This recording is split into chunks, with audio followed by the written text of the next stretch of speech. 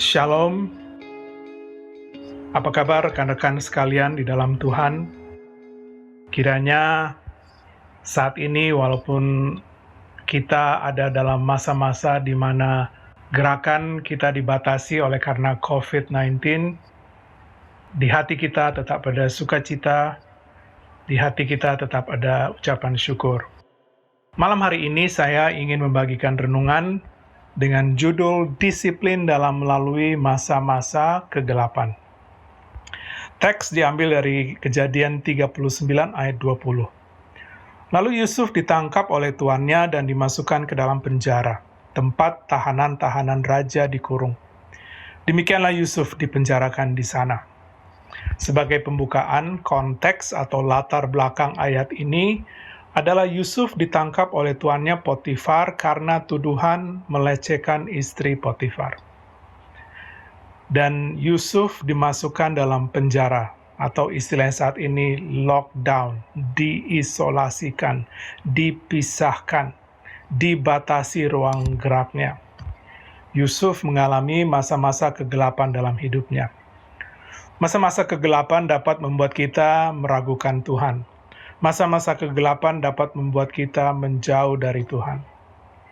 Saat ini dalam menghadapi COVID-19 ada disiplin jasmani yang harus kita rutin lakukan, seperti social distancing, cuci tangan, pakai masker, dan seterusnya, dan seterusnya. Demikian pula pada saat kita, anak-anak Tuhan, dalam mengalami masa-masa kegelapan, ada disiplin rohani yang harus juga kita rutin lakukan. Dari kisah Yusuf di lockdown, ada 4 prinsip disiplin rohani yang dapat kita terapkan. Yang pertama, tidak menuntut keterangan. Yang kedua, tidak mengendorkan kerajinan. Yang ketiga, tetap menunggu dalam kesabaran. Dan yang nomor 4, Tuhan mencukupi dalam kekurangan. Yang pertama, tidak menuntut keterangan atau tidak menuntut penjelasan. Alkitab tidak satu kali pun menulis Yusuf bertanya-tanya atau menggerutu atau menuntut penjelasan mengapa ia harus mengalami penahanan ini. Yusuf tidak bertanya, kenapa saya? Kenapa sekarang? Kenapa begini? Kenapa begitu? Beda dengan Ayub. Saat Ayub mengalami titik terendah dalam hidupnya secara emosional atau spiritual, ia bertanya-tanya kepada Tuhan. Ayub 19:7-12 mengatakan, sesungguhnya aku berteriak kelaliman, tapi tidak ada yang menjawab. Aku berseru minta tolong, tapi tidak ada keadilan. Jalanku ditutupnya dengan tembok, sehingga aku tidak dapat melewatinya. Dan jalan-jalanku itu dibuatnya gelap. Ia telah menanggalkan kemuliaanku dan merampas mahkota di kepalaku. Ia membongkar aku di semua tempat sehingga aku lenyap. Dan seperti pohon, harapanku dicabutnya. Murkanya menyala terhadap aku dan menganggap aku sebagai lawannya. Pasukannya maju serentak, mereka merintangi jalan melawan aku, lalu mengepung kemahku. Begitu juga dengan Nabi Habakuk, pada saat ia mengalami masa-masa kegelapan, ia bertanya-tanya kepada Tuhan. Habakuk 1 ayat 1 sampai dengan 3 mengatakan, ucapan ilahi dalam penglihatan Nabi Habakuk. Berapa lama lagi Tuhan aku berteriak tetapi tidak kau dengar. Aku berseru kepadamu penindasan tetapi tidak kau tolong. Mengapa engkau memperlihatkan kepadaku kejahatan sehingga aku memandang kelaliman? Ya, aniaya dan kekerasan ada di depan mataku. Perbantahan dan pertikaian terjadi. Jadi pada masa-masa kegelapan, hamba-hamba Tuhan ini pun bertanya-tanya, menuntut penjelasan. Demikian juga dengan Yohanes Pembaptis. Tuhan Yesus memperkenalkan dia sebagai tidak ada orang yang seperti Yohanes Pembaptis dalam imannya. Tetapi di Matius 11 ayat 2, pada saat ia mengalami masa-masa kegelapan, ia pun mulai meragukan imannya. Di dalam Matius 11 ayat 2 dikatakan, di dalam penjara Yohanes mendengar tentang pekerjaan Kristus, lalu menyuruh murid-muridnya bertanya kepadanya, engkaukah yang akan datang itu? Atau haruskah kami menantikan orang lain? Pertanyaan, Apa yang membuat Yusuf tenang? Apa yang membuat Yusuf tidak menuntut keterangan? Jawabannya adalah satu kata, Immanuel. Tuhan beserta dia, atau Tuhan beserta kita. Tuhan menyertai Yusuf di rumah penjara. Kejadian 39, 20-21 mengatakan lalu Yusuf ditangkap oleh tuannya dan dimasukkan ke dalam penjara, tempat tahanan-tahanan raja dikurung. Demikianlah Yusuf dipenjarakan di sana. Ayat 21 mengatakan, tetapi Tuhan menyertai Yusuf.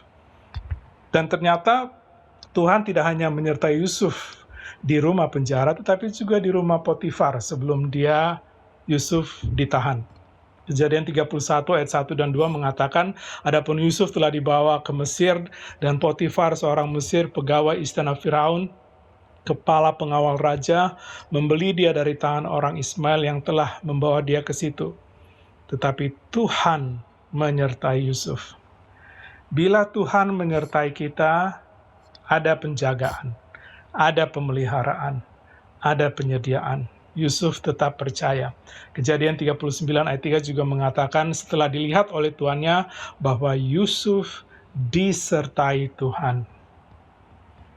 Yesaya menulis di Yesaya 50:10 seperti ini untuk menguatkan kita. Siapa di antaramu yang takut akan Tuhan dan mendengarkan suara hambanya, jika ia hidup dalam kegelapan dan tidak ada cahaya bersinar baginya, baiklah ia percaya kepada nama Tuhan dan bersandar kepada Allahnya. Kiranya kita pun melalui masa-masa COVID-19 ini, kita tidak bertanya-tanya, kenapa sekarang? Tapi kita percaya kalau Tuhan beserta kita, maka ada penjagaan, ada pemeliharaan, ada penyediaan. Yang nomor 2, tidak mengendorkan kerajinan atau tetap produktif. Yusuf tetap produktif di dalam penjara. Kejadian 39, 21 sampai dengan 23 mengatakan, tetapi Tuhan menyertai Yusuf dan melimpahkan kasih setianya kepadanya dan membuat Yusuf kesayangan bagi kepala penjara itu. Sebab itu kepala penjara mempercayakan semua tahanan dalam penjara itu kepada Yusuf. Dan segala pekerjaan yang harus dilakukan di situ, dialah yang mengurusnya.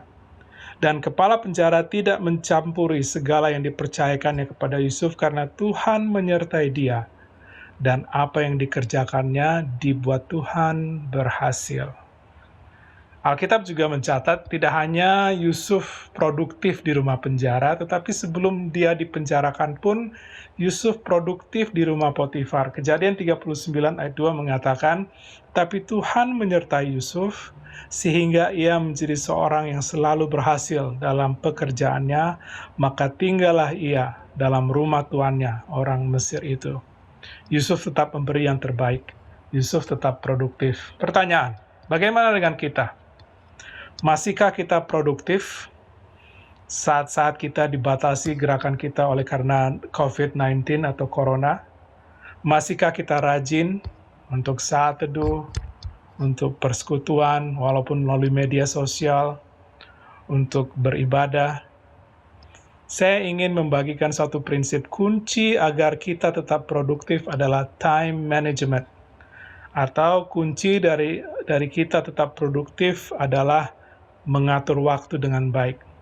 Di saat-saat seperti ini, marilah kita atur waktu kita dengan baik. Ada waktu untuk Tuhan, ada waktu untuk pribadi, kesehatan, pekerjaan, mungkin membaca, mungkin belajar.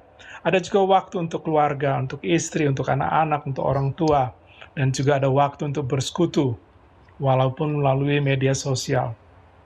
Jadi, mari kita bagi waktu dan tetap produktif. Kolose 3:23 mengatakan, apapun juga yang kamu perbuat, perbuatlah dengan segenap hatimu, seperti untuk Tuhan dan bukan untuk manusia.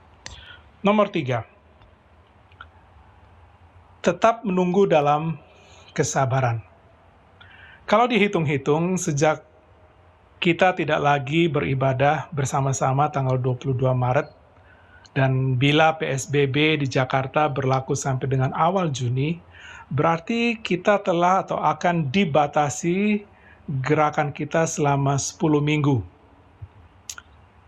Ada yang tahu berapa lama Yusuf ada di dalam penjara? 13.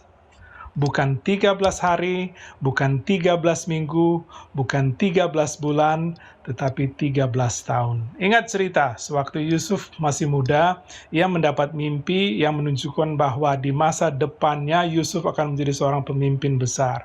Mimpi ini juga yang membuat ia mendapat jubah yang indah dari ayahnya Yakub. Dan hal ini juga yang membuat iri hati abang-abangnya. Bila saat itu kira-kira Yusuf berusia 17, maka pada saat ia dijual oleh abangnya, kemudian dimasukkan ke dalam penjara, kira-kira paling tidak ia ada di dalam penjara 13 tahun. Karena Alkitab mencatat Yusuf menjadi orang penting nomor 2 di Mesir usia 30. Kejadian 41 ayat 46 mengatakan Yusuf berumur 30 tahun ketika ia menghadap Firaun, raja Mesir itu. Maka pergilah Yusuf dari depan Firaun, lalu dikelilingnya seluruh tanah Mesir. Berarti Yusuf ditahan sekitar 13 tahun, dan ia sabar menunggu. Mazmur 37 ayat 5 dan 9 mengingatkan kita bagaimana kita harus sabar atau menanti-nantikan Tuhan. Firman Tuhan mengatakan, serahkanlah hidupmu kepada Tuhan dan percayalah kepadanya, dan ia akan bertindak. Ia akan memunculkan kebenaranmu seperti terang, dan hakmu seperti siang. Berdiam dirilah di hadapan Tuhan, dan nantikanlah dia. Jangan marah karena orang yang berhasil dalam hidupnya, karena orang yang melakukan tipu daya. Berhentilah marah dan tinggalkanlah panas hati itu. Jangan marah, itu hanya membawa kepada kejahatan. Sebab orang-orang yang berbuat jahat akan dilenyapkan, tetapi orang-orang yang menanti-nantikan Tuhan akan mewarisi negeri. Saya ingin memberikan 2 catatan.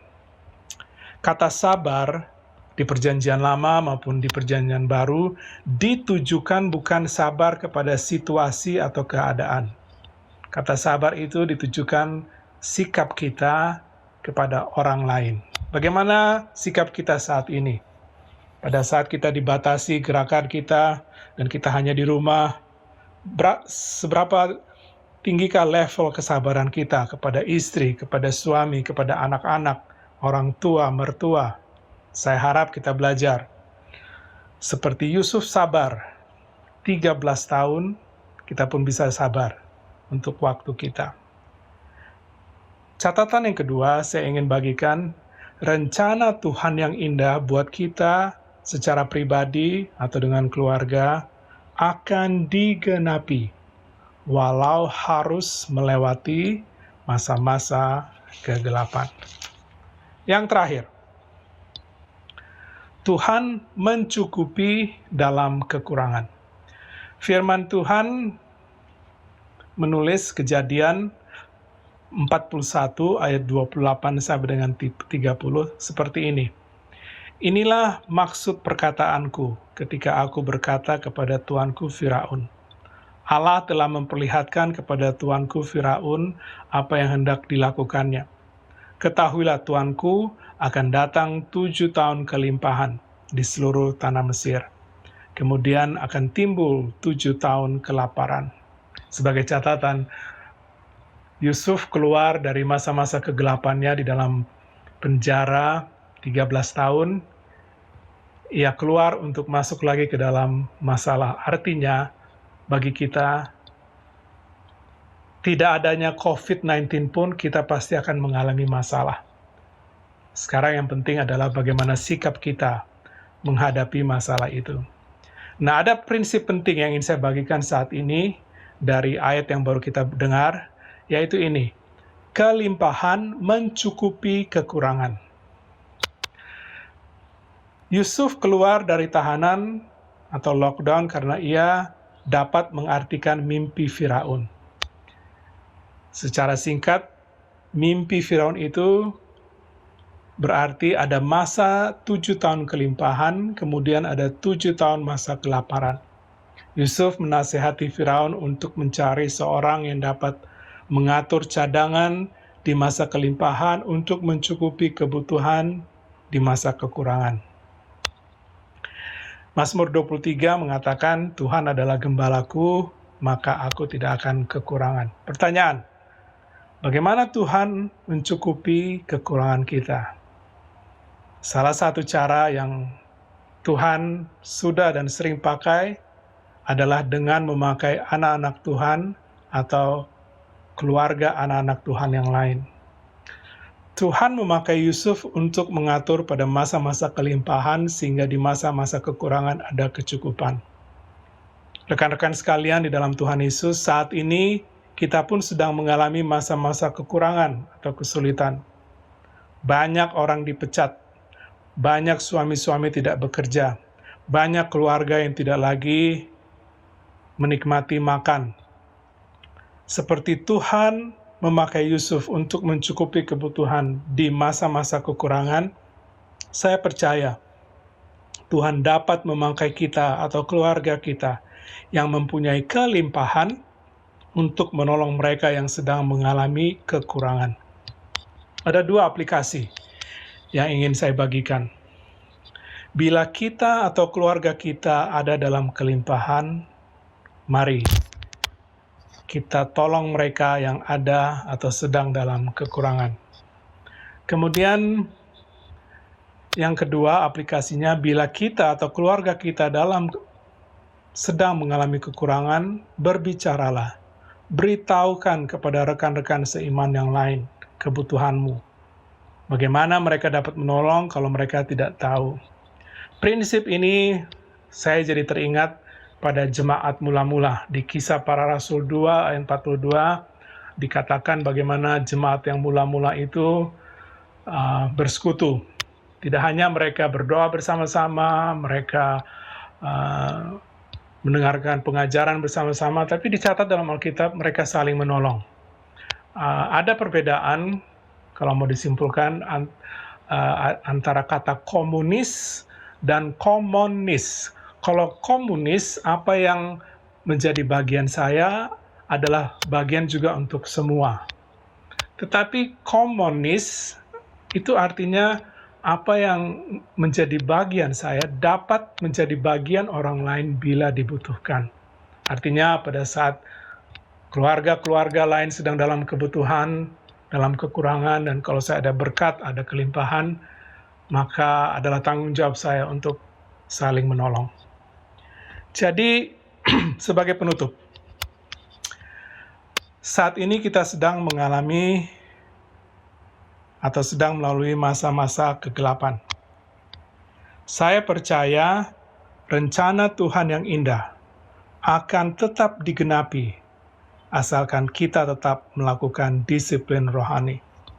Dan disiplin itu adalah tidak menuntut keterangan atau penjelasan, tidak mengendorkan kerajinan, tetap menunggu dalam kesabaran, dan Tuhan akan mencukupi dalam kekurangan. Kiranya firman Tuhan boleh menguatkan kita semua.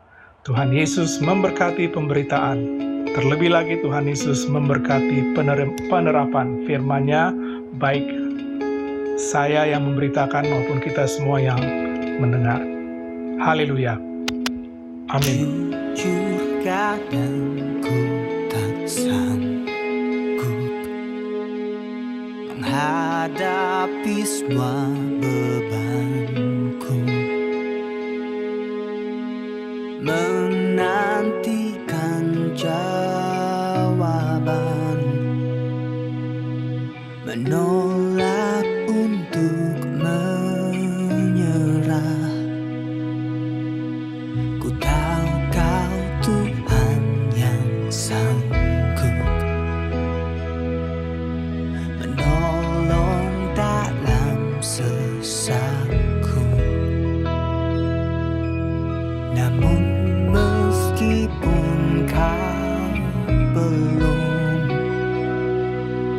ku kan tetap menyembah-Mu.